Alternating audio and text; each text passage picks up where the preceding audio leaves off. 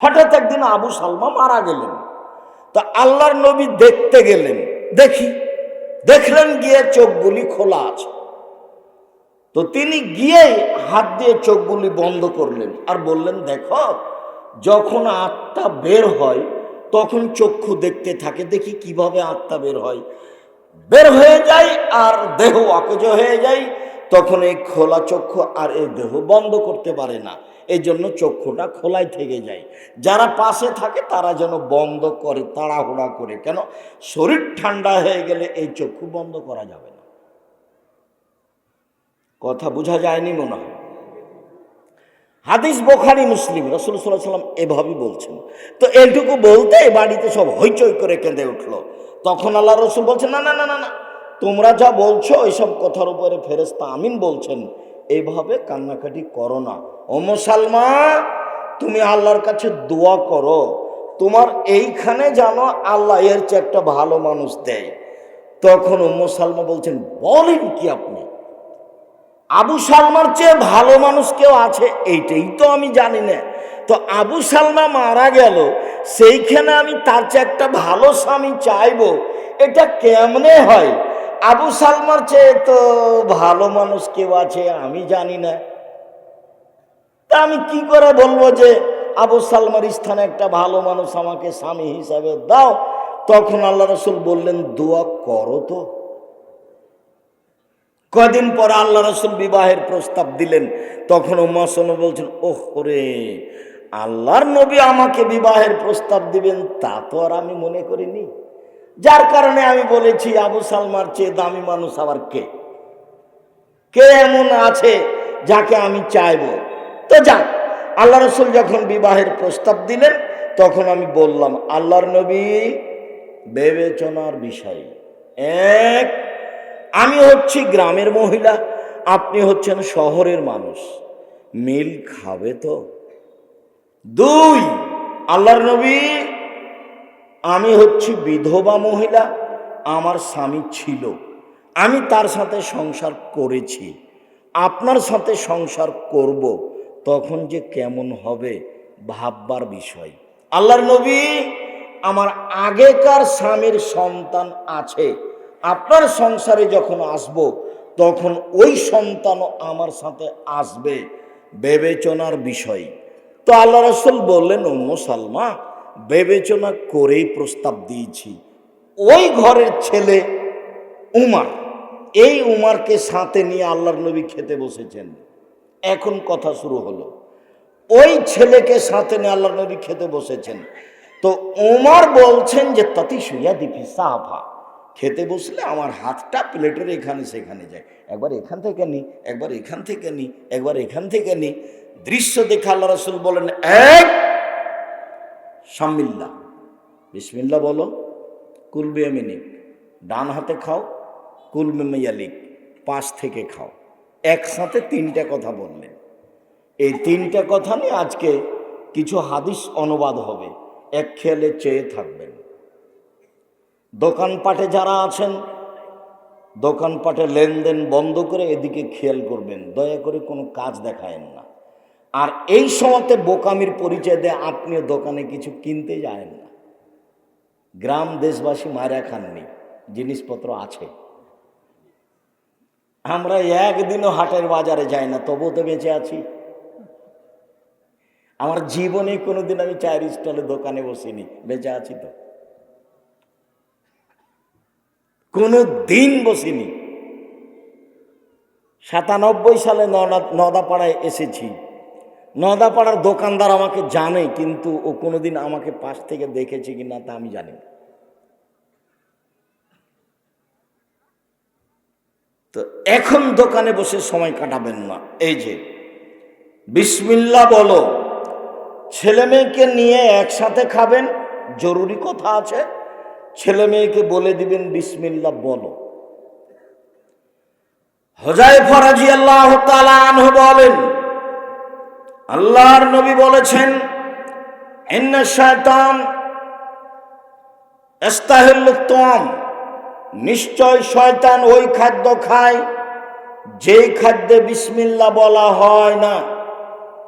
আপনার স্ত্রী দায়িত্বশীল হিসাবে যতবার বাচ্চাকে দুধ খাওয়াবে ততবার বিসমিল্লাহ বলবে। যদি বাচ্চাকে দুধ খাওয়ানোর সময় বিসমিল্লাহ না বলে, এই দুধ শয়তান খাবে, নিশ্চিত খাবে, অবধারিত খাবে। আল্লাহর নবী বলেছেন খাবে, অতএব খাবেই খাবে। বিসমিল্লাহ বলে খেতে বসবেন, নইলে এই খাদ্য শয়তান খাবে, কাউকে বলা লাগবে না।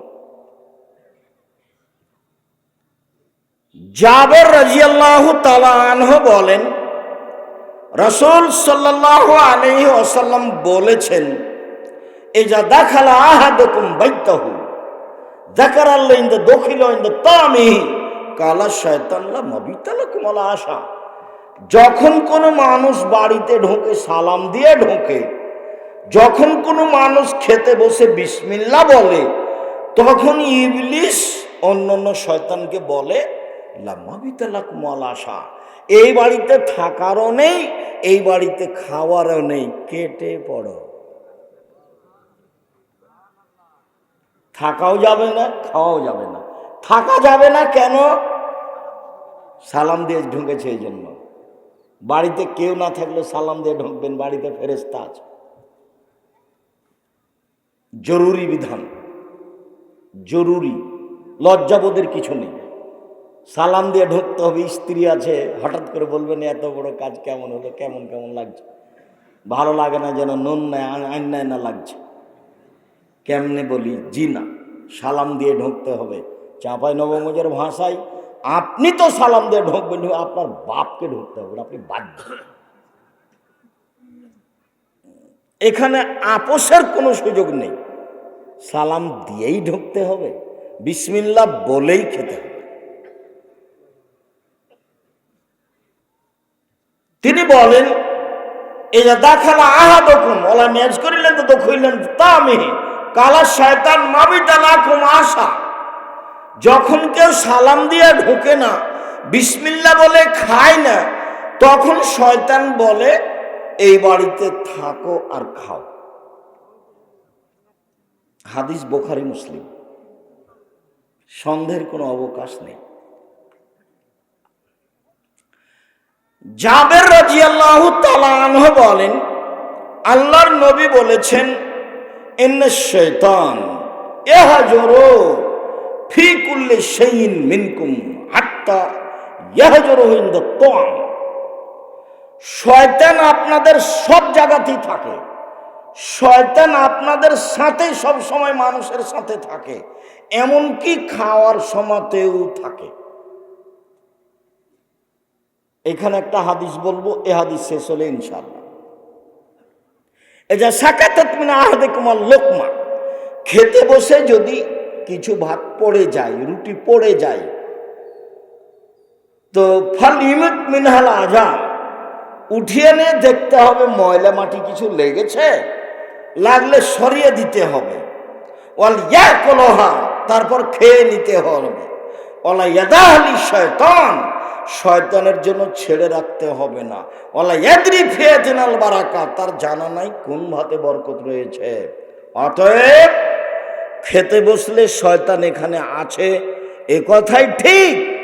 একে বিসমিল্লাহ দিয়ে ঠেকাতে হবে, পড়ে গেলে উঠিয়ে নিতে হবে, ময়লা লাগলে সরিয়ে দিতে হবে, সেটা আবার খেয়ে নিতে হবে। সেইটা গরুর চারি গরুর নান্দে দিতে হবে না, আরোটা দেন, আঙ্গুল চেটে খেতে হবে, প্লেট চেটে খেতে হবে। তোমার জানা নাই কোন ভাতে বরকত রয়েছে, পড়ে গেছিল সেটা রেখে দিয়েছ, বাড়ি থেকে বরকত চলে গেছে, ওটা শয়তান খেয়েছে। স্বামী স্ত্রী মিলে যদি প্রতি মাসে 2 লক্ষ টাকা ইনকাম করেন, বুঝতে পারবেন না কিভাবে আসে আর কিভাবে যায়। আব্দুর রাজ্জাক সাহেব মকতমে দাওয়াতের জন্য বলেছিল, দিনের জন্য 10 টাকা দেন, কিন্তু দিনই উঠেছে, বুঝলাম না। এটা আসবে আর যাবে, তখন বুঝতে হবে বরকত নেই। আসে স্বাভাবিকভাবে যায়, তখন বুঝতে হবে বরকত আছে। নিজে খেলাম, বাপ মাকে দিলাম, ফকিরকে দিলাম, প্রতিষ্ঠানে দিলাম, দেখি কিছু আছে, তখন বুঝতে হবে বরকত আছে। খুব সাবধান। আয় ব্যয় বোকামির পরিচয় দিয়ে করতে হবে না, আর স্ত্রীর সাথে পরামর্শ করেই করতে হবে। স্ত্রী বোকা মানুষ হলেও তাকে বুঝিয়ে নেওয়ার চেষ্টা করতে হবে, দুইজনের সমন্বয়ে সংসার চলবে। আয়েশা রাদিয়াল্লাহু তাআলা আনহা বলেন, কানান নবী সাল্লাল্লাহু আলাইহি সাল্লাম ইয়াকুলু ফি সিত্তাতিন মিন আসহাবিহি। আল্লাহর নবী একদিন 6 জন সাহাবীকে নিয়ে খেতে বসেছেন। 6 জন সাহাবীকে নিয়ে খেতে বসেছেন। ফাজারাবিউন, একটা পল্লীর মানুষ এসেছে। ফা আকালাবে লোকমাতায়নে, আল্লাহর নবী তাকে খেতে বলেছেন, ও 2 লোকমাতে সব খেয়ে নিয়েছে। তখন আল্লাহর নবী বলছেন, আলা সাবধান, আলা সাবধান, মনে রেখো, ইন্নাহু লাউ সাম্মা কাফাকুম, ও যদি বিসমিল্লাহ বলে খেত তাহলে সবার জন্য হতো। ও যদি বিসমিল্লাহ বলে খেত তাহলে সবার জন্য হতো। বিসমিল্লাহ বলে না যারা, তারাই তো কাফের, তারা 7 পেটে খায়। যারা মোমেন তারা 1 পেটে খায়, 7 আঁতে খায়, 7 ভরিতে খায়। মোমেন 1 ভরিতে 1 আঁতে খায়। এ কথা মুহাম্মদ সাল্লাল্লাহু আলাইহি সাল্লাম বলেন। তিনি বলেন, ও যদি বিসমিল্লাহ বলতো, পল্লীর বেদুইন মানুষ, তাহলে সবাই মিলে খেতাম, তৃপ্তি পেয়ে যেতাম। ও বিসমিল্লাহ বলেনি, 2 লোকমাই শেষ করে দিয়েছে। বিসমিল্লাহ। আনাস রাদিয়াল্লাহু তাআলা আনহু বলেন, রাসূল সাল্লাল্লাহু আলাইহি ওয়াসাল্লাম বলেছেন, এ যা আমসাইতুম কুফু সিবিয়ানাকুম। উপস্থিত বৈঠকের মুসলিম বোন এদিকে লক্ষ্য করেন। এই মেয়ে, কথা বলছো কেন? শরম হয় না তোমার? তোমাকে তো প্রথমে নিষেধ করেছি, আবার কথা বলছো কেন? একবারে মুখ বন্ধ করে থাকবেন, এক খেয়ালে চেয়ে থাকবেন, আমি আপনার জন্য এসেছি। আল্লাহর নবী বলছেন যে সূর্য ডুবার সাথে সাথে, সূর্য ডুবতে যাচ্ছে যখন, তখন সব ছোট ছেলে মেয়েকে আটকে দিবেন। আঙিনায় উঠানে নিয়ে যাবেন না, ছাদের উপরে নিয়ে যাবেন না, বাড়ির পিছন দিকে নিয়ে যাবেন না। কেন? এনতা সেরু শয়তান, এখন শয়তান ছড়িয়ে পড়েছে। শয়তান যদি বাচ্চার দিকে দেখে তাহলে সারা রাত পায়খানা করবে, বমন করবে, শয়তানের বদনজর লেগে যাবে। ফাজা জাহাবাত সাআতুম মিনাল লাইলি, কিছু রাত যখন পার হয়ে যাবে, রাত 8টা 9টা হয়ে যাবে, এশার সময় হয়ে যাবে, ফাখাল্লু সাবিলাহুম, এবার বাচ্চাদের ছেড়ে দেন, কোনো সমস্যা নেই। খুব সাবধান, হাদিস বুখারী মুসলিম। কোন সময়ে বাচ্চাদের আটকাতে বলা হলো? সন্ধ্যার সময়। শয়তান এ সময় ছড়িয়ে পড়ে। তারপরে বলছেন, ও আগলেকুল আবু আবদ করুল্লাহ, দরজা জানালা বন্ধ করো, বিসমিল্লাহ বলো। দরজা জানালা বন্ধ করো, বিসমিল্লাহ বলো। ইন্না শয়তান লা ইফতাহু বাবান মুগলাকা, নিশ্চয় শয়তান বন্ধ দরজা খুলতে পারে না। নিশ্চয় শয়তান বন্ধ দরজা খুলতে পারে না। নিশ্চয় শয়তান বন্ধ দরজা খুলতে পারে না। তবে বিসমিল্লাহ বলে বন্ধ করতে হবে। আজকে আপনার স্ত্রীকে গিয়ে বলেন, জীবনে কোনোদিন দরজা বিসমিল্লাহ বলে বন্ধ করেছে? বিসমিল্লাহ বলে দরজা বন্ধ করতে হয় এটাই তার জানা নাই। এটা তার কাছে একটা নতুন কথা। জানানা বিসমিল্লাহ বলে বন্ধ করতে হয়। তারপর আল্লাহ রাসূল বলছেন, ওয়াকু কেরাবাকুম আযকুরুল্লাহ, পানির পাত্র, খাদ্যদ্রব্যের পাত্র, বিশেষভাবে পানির পাত্র ঢেকে রাখো, বিসমিল্লাহ বলো। আমাদের দেশে কলসে পানি থাকে, অনেক সময় জকে খোলা মুখে পানি থাকে। আল্লাহর নবী বলছেন এটা ঢাকতে হবে, বিসমিল্লাহ বলতে হবে। তিনি বলছেন, ওয়াখামেরও আনিয়াতাকুম আযকুরুল্লাহ, ভাতের পাতিল, তরকারির পাতিল, আটার পাতিল, পানির পাত্র, যত কিছু খাদ্যদ্রব্যাদির পাত্র আছে সব ঢাকো, বিসমিল্লাহ বলো। কেন? রাতে কতগুলি বালা মুসিবত চলে, সেইটা যদি কোনো জিনিস খোলা থাকে তাহলেও তাতে ঢুকে যাবে। এইটা সকালে যে খাবে তার রোগ ব্যাধি হবেই। দোকানপাটে যা খোলা আছে তা খাবেন না, ঢাকা থাকতে হবে। যা ফাঁকা জায়গায় বিক্রি হচ্ছে তা খাবেন না। তার ঢাকা থাকতে হবে, তাহলে খাবেন, নইলে তার ভিতরে রোগ জীবাণু ঢুকে আছে, এ কথা আল্লাহর নবী বলছেন।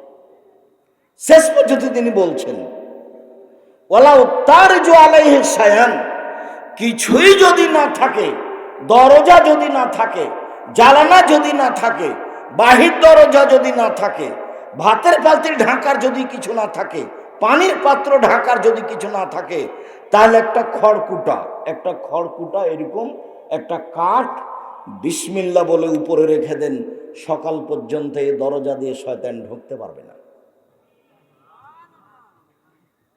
এই পানির ভিতরে কোনো বালা মুসিবত প্রবেশ করতে পারবে না। যাদের কোনো ব্যবস্থা নাই তাদের জন্য শেষ বাক্য রাসূল সাল্লাল্লাহু আলাইহি সাল্লাম বলছিলাম বিসমিল্লাহ। আয়েশা রাদিয়াল্লাহু তাআলা আনহা বলেন, আল্লাহর নবী বলেছেন যে এই যে আকালা আহাদুকুম নাসিয়াত আল্লাহ, কেউ যদি খায় পান করে বিসমিল্লাহ ভুলে যায়, তাহলে ফালিয়াকুল বিসমিল্লাহ ওয়া আখিরাহু, তাহলে সে যেন বলে আমার বিসমিল্লাহ শুরু শেষ সব জায়গায়, আমার বিসমিল্লাহ শুরু থেকে শেষ পর্যন্ত। তাহলে শয়তান যা খেয়েছে রেখে চলে যাবে, শয়তান যা খেয়েছে নিয়ে যেতে পারবে না, রেখে যাবে। রাসূল সাল্লাল্লাহু আলাইহি সাল্লাম বলেন, কেউ যদি পেশাব পায়খানায় ঢুকে আর ও যদি বলে আল্লাহুম্মা ইন্নী আউযু বিকা মিনাল খুবুসি ওয়াল খাবাইস বিসমিল্লাহ না বলে, তাহলে শয়তান তার লজ্জাস্থান দেখতে পাবে, ক্ষতি করতে পারবে না। আর যদি বলে বিসমিল্লাহ আল্লাহুম্মা ইন্নী আউযু বিকা মিনাল খুবুসি ওয়াল খাবাইস, তাহলে শয়তান ক্ষতি করা তো বহু দূরের কথা, লজ্জাস্থান দেখতেও পাবে না। বিসমিল্লাহ। আবু হুরায়রা রাদিয়াল্লাহু তাআলা আনহু বলেন, রাসূল সাল্লাল্লাহু আলাইহি সাল্লাম বলেছেন, এজা আতা আহাদুকুম আহলাহু ফালিয়াকুল বিসমিল্লাহি আল্লাহুম্মা জান্নিবনা শায়তান ওয়া জান্নিবি শায়তান মা রাযাকতানা। কেউ যদি পারিবারিকভাবে যায়, তাহলে যাওয়ার সময় বলবে, আল্লাহ আমি অপবিত্র জিন এবং অপবিত্র জিন্নি থেকে তোমার কাছে আশ্রয় চাচ্ছি। এই দোয়া পড়লে এতে যদি আল্লাহ কোনো সন্তান দেয়, লাইদুররুহু শয়তান, এই শয়তান এই বাচ্চার কোনো ক্ষতি করতে পারবে না। আর যদি দোয়া না থাকে, যদি পেটে বাচ্চা আসে, শয়তান তার ক্ষতি করবেই করবে। যে হাদিসটা বলতে চেয়েছিলাম সেটা ভুলে গেছিলাম, আবার গতিতে মনে পড়েছে, সেটুকু বলি। আবু সাঈদ খুদরি রাদিয়াল্লাহু তাআলা আনহু বলেন, কালা শয়তান, শয়তান বলে, ও ইজ্জাতিকা ইয়া রাব্বি, হে আমার প্রতিপালক, তোমার ইজ্জতের কসম করে বলছি, শয়তান বলছে আল্লাহকে, হে আমার প্রতিপালক, তোমার ইজ্জতের কসম করে বলছি, লা আবরাহ উগবি ইবাদাকা মা দামাত আরওয়াহুম ফি আজসাদিহিম, আদমের ছেলেমেয়ের দেহে যতক্ষণ পর্যন্ত শ্বাস থাকবে আমি তাকে ভুল পথে নিয়ে যাবই যাব। আদম সন্তানের দেহে যতক্ষণ পর্যন্ত শ্বাস থাকবে আমি তাকে পাপের পথে নিয়ে যাবই যাব, আমি তাকে ভ্রান্ত পথে নিয়ে যাবই যাব। তখন আল্লাহ বলছেন, কাল আল্লাহ তাআলা, আল্লাহ তাআলা বলেন, ওয়া ইজ্জাতি ওয়া জালালি ওয়া ইরতিফায়ে মাকানি, শয়তান তুমি মনে রেখো, আমার ইজ্জতের কসম, আমার মর্যাদার কসম, আমার উচ্চতার কসম, শয়তান তুমি মনে রেখো, আমার সম্মানের কসম, আমার ইজ্জতের কসম, আমার মর্যাদার কসম, আমার উচ্চতার কসম, আদম সন্তান যতক্ষণ ক্ষমা চাইবে আমি তাকে ক্ষমা করতেই থাকব। শয়তান জিদ করে আছে আপনাকে আর আমাকে নিয়ে, ও আল্লাহর কাছে বলছেন যে তোমার ইজ্জতের কসম। কাকে বলছে? আল্লাহকে বলছে, তোমার ইজ্জতের কসম আমি ওকে ভুল পথে নিয়ে যাবই। শয়তান খুব জিদের উপরে আছে, সাবধান থাকবেন। সম্মানিত দিনী ভাই বোন, আপনাকে আমি আপাতত বিসমিল্লাহর অংশ এই পর্যন্ত বলে দ্বিতীয় অংশে যাচ্ছে, এদিকে খেয়াল করবেন। তিনি বললেন কুল বিয়ামিনিক, ডান হাতে খাও। বাম হাতে শয়তান খায়। অবশ্যই অবশ্যই কখনো তোমরা বাম হাতে খাবা না, বাম হাতে পান করবা না। গিলাসটা বাম হাতে ধরে ডান হাত নিচে লাগিয়ে পানি পান করবেন না। এইটা মূলত বাম হাতেই হলো, ডান হাতেই গিলাস ধরতে হবে। গিলাসে ভাত লেগে যাক তাতে আসে যায় না, প্রত্যেকের জন্য গিলাস করেন তাতে আসে যায় না। নইলে ভাত বাদ দিয়ে খেজুর খান, কি খাবেন সেটা ভিন্ন কথা, বাম হাতের কোনো সুযোগ নাই, এটা জরুরি। আব্দুর রাজাক সাহেব যদি ডান হাতই না থাকে, ডান হাত না থাকলেও কি আল্লাহ মানুষকে ডান হাতে খেতে বলবেন? এটা কি আর হলো? এটা আল্লাহ বলবেন না। আয়েশা রাদিয়াল্লাহু তাআলা আনহা বলেন, কানাত ইয়াদুন নবী সাল্লাল্লাহু আলাইহি ওয়াসাল্লাম ইমনা লিতামিহি ওয়া তুহরিহি। আল্লাহর নবীর ডান হাতখানটা ছিল খাওয়া পান করার জন্য, ভালো কাজের জন্য। আল্লাহর নবীর ডান হাতখান ছিল খাওয়া পান করার জন্য এবং ভালো কাজের জন্য। ওয়ায়াদহুল ইসরা, আর রসুলের বাম হাতখান ছিল লে খালাইহি অলিল কাদারে, পেশাব পায়খানার জন্য আর ময়লা মাটির জন্য। এই বাম হাতখান দিয়ে পায়খানার পরে ছোঁচে। ওই বোকা মানুষ ওই বাম হাতে চা খাচ্ছে। ওইও যদি শিক্ষিত হয় তাহলে মূর্খ মানুষকে বাম হাতে গিলাস ধরে পানি পান করছে, এই যদি শিক্ষিত হয় তাহলে বোকা মানুষকে। আল্লাহ নবী বলছেন বাম হাত আছে এই জন্য। ওরা বলছে আর দাওয়াল্লাহ সদস্য হিসেবে আপনাদের কাছে একবার যদি গিয়েও থাকে আবার যাবে, যতদূর সম্ভব কেউ উঠেও যাবেন না, খালি হাতে ফিরিয়েও দিবেন না। আল ইয়াদুল উলিয়া খায়রুম মিন ইয়াদিস সুফলা, দেওয়া হাত ভালো নেওয়া হাতের চেয়ে, দেওয়া হাত ভালো নেওয়া হাতের চেয়ে। আর একটা কথা মনে রাখবেন, ইবাদতের জগতে সবচেয়ে শক্তিশালী বড় ইবাদত হলো দান। কোনো সময় মনটা সংকীর্ণতার দিকে নিয়ে যাবেন না। যদি বেশি না পারা যায় তাহলে অন্তত আমার নামটা তালিকায় থাক, 10টা টাকা দিলাম। ইয়া বানি আদম খুজু জিনাতাকুম ইনদা কুল্লি মসজিদ, হে আদমের ছেলে মেয়ে শোনো, সুন্দর পোশাক পরে মসজিদে সালাত আদায় করতে যাও। সুন্দর পোশাক পরে সালাত আদায় করতে যাওয়ার জন্য আল্লাহ আদেশ করছেন। আর আল্লাহর নবী বলছেন, কেউ যদি জুমার দিন সকালে সকালে গোসল করে, সম্ভবপর ভালো কাপড় পরে, সম্ভবপর গায়ে আতর লাগাই, পায়ে হেঁটে মসজিদে যাই, কাঁধ ডিঙ্গিয়ে সামনে না যাই, নফল সালাত আদায় করে, ইমামের খুতবা শোনে, তাহলে প্রত্যেক পদক্ষেপ সমান। যতবার পা রেখেছে তত পা সমান। 1 বছর তাহাজ্জুদ পড়লে জানে কি হয়, 1 বছর নফল সিয়াম রোজা থাকলে জানে কি হয়, তাই হবে। এই কথা মুহাম্মদ সাল্লাল্লাহু আলাইহি সাল্লাম বলেন। কথা যেন ছুটে না যায়। আমি আপনার জন্য এসেছি।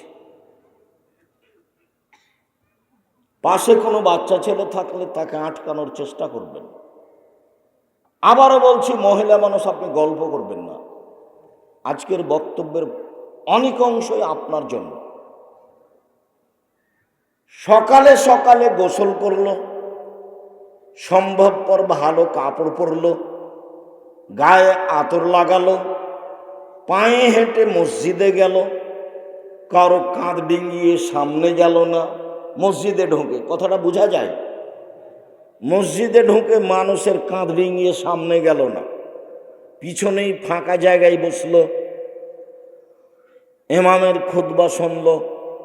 যতবার পা ফেলেছে মসজিদ যেতে ততবার পা সমান। 1 বছর তাহাজ্জুদ আর 1 বছর নফল সিয়াম রোজা থাকলে জানে কি হয়, তাই হবে। এই কথা মুহাম্মদ সাল্লাল্লাহু আলাইহি ওয়াসাল্লাম বলেন। পরের অংশে আল্লাহ বলেন, কুলু অশরাবু ওয়ালা তুসরিফু, পৃথিবীর মানুষ খাও পান করো, বেশি খায়ও না, বেশি পান করো না। ইন্নাহু লা ইউহিব্বুল মুসরিফিন, বেশি খাওয়াকে, বেশি পান করাকে আল্লাহ পছন্দ করেন না। বেশি খায়ও না, বেশি পান করো না। বেশি খাওয়া, বেশি পান করাকে আল্লাহ পছন্দ করেন না, এ কথা আল্লাহ বলেন। এখানে যে হাদিসটি পরে আসবে ওই হাদিসটি এখনই বলে সামনের দিকে যাচ্ছি, সময়ের গতিতে আবারও আসতে পারে ইনশাআল্লাহ। আমরা যে শুনেছি মাচাচি গ্রামের আলেম ওলামার মুখে যে 3 ভাগে ভাগ করে খেতে হয়, এইটি সহিহ হাদিস, কথাটা ঠিক। মেকদাম ইবনে মাদি কারাব রাদিয়াল্লাহু তাআলা আনহু বলেন, রাসূল সাল্লাল্লাহু আলাইহি সাল্লাম বলেছেন, মা মালা ইবনে আদম বেআন শাররাম মিন বাতনিন, আদম সন্তান যেসব ব্যাগ থলে পূর্ণ করে, জিনিস ভর্তি করে, তার সবচেয়ে খারাপ ব্যাগ, সবচেয়ে খারাপ থলে পেট। এর চেয়ে আদম সন্তানের কোনো খারাপ ব্যাগ নেই। আদম সন্তান যাতে জিনিস রাখে, আদমের ছেলে মেয়ে যাতে জিনিস রাখে, তার সবচেয়ে খারাপ কোনটা? পেট। এবার বলছে,